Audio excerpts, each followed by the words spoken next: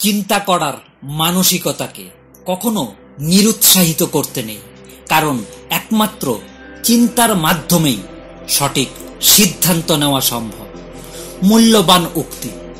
খারাপ সময় মানেই শেষ নয়, নিজের জন্য ঘুরে দাঁড়ানো। জীবনে চলার পথে সবাই পাশে থাকবে না, কেউ হাত ধরে এগিয়ে নেবে না, কেউ মাঝপথে ছেড়ে যাবে। তবুও দাঁড়াতে হবে নিজের স্বপ্নের জন্য, নিজের ইচ্ছার জন্য এবং নিজের আত্মসম্মানের জন্য। যখন কেউ পাশে থাকবে না, চারপাশ অন্ধকার হয়ে আসবে, তখন নিজেই নিজের আলো হও। ভিতরের কষ্টকে শক্তিতে পরিণত করো, কারণ আশা ছাড়তে নেই। ঝরে পড়া ফুল থেকেও নতুন গাছের জন্ম হয়। একটা কথা মনে রাখবে, তোমার ভেঙে পড়া মানে তোমার হার নয়, তোমার উঠে দাঁড়ানো মানে তোমার নতুন শুরু। আজ নিজেকে বলো, আমি যতই ভাঙব ততই গড়ব। যতই পথ কঠিন হোক আমি থামব না, কারণ পৃথিবীর সব গল্পের মতো তোমার গল্পেও জয়ের অধ্যায় আছে। শুধু সেই অধ্যায়টা তোমাকেই লিখতে হবে। কিন্তু একটা কথা মনে গিট বেঁধে রাখবে, তোমাকে যেন কেউ নিয়ন্ত্রণ করতে না পারে। পাশাপাশি এই কথাটাও মনে গেড়ে রাখবে, যখন কেউ তোমাকে নিয়ন্ত্রণ করতে পারবে না, তখন সে তোমার প্রতি মানুষের দৃষ্টিভঙ্গি নিয়ন্ত্রণ করার চেষ্টা করে। তুমি হয়তো ক্লান্ত, ভেতরে অজস্র কষ্ট, কিন্তু এই মুহূর্তটাই তোমার নতুন শক্তি খোঁজার সময়।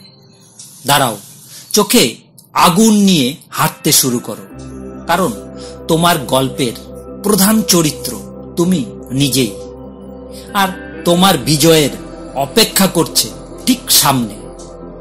প্রিয় ভাই এবং বোনেরা, একটা কথা মনে রাখবে, জোর করে কোনো কিছু আদায় করা নেই, বা জোর করে কিছু পাওয়া যায় না অবহেলা ছাড়া।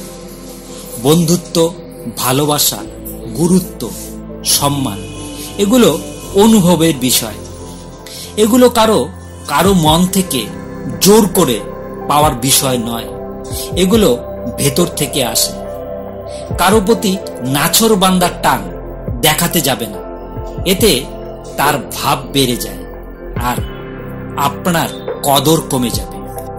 শেষ মুহূর্তে আপনাকে কোনো পরিকল্পনায় রাখা হবে, আনন্দিত হবেন না, কারণ আপনাকে অপশনে রাখা হয়েছিল।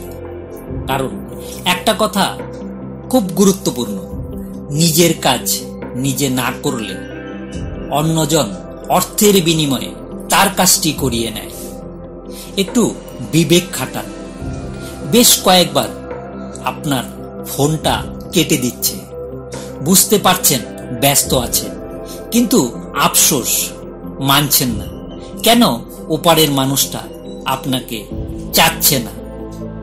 এত হ্যাংলা হওয়া যাবে না, এতে আত্মসম্মান বাড়ে না, বরং কমে। চোখের জল দেখেও অস্বীকার করে কেউ হাত ছেড়ে দিতে চাইলে তাকে ছেড়ে দিন। জোর করে কেন আটকে রাখছেন? বুঝে নিন আপনার প্রয়োজন তার কাছে অতটুকুই ছিল। অযথা অজুহাত শুনে নিজের মনকে কেন ধোঁয়াশায় রাখছেন?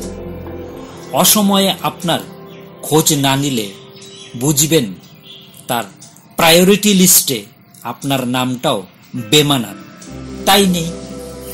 আমাদের প্রত্যেকের লিমিটেশনগুলো বোঝা দরকার। কামব্যাক করা অভ্যাস করতে হবে। হঠাৎ করে থেমে যাওয়া শিখতে হবে।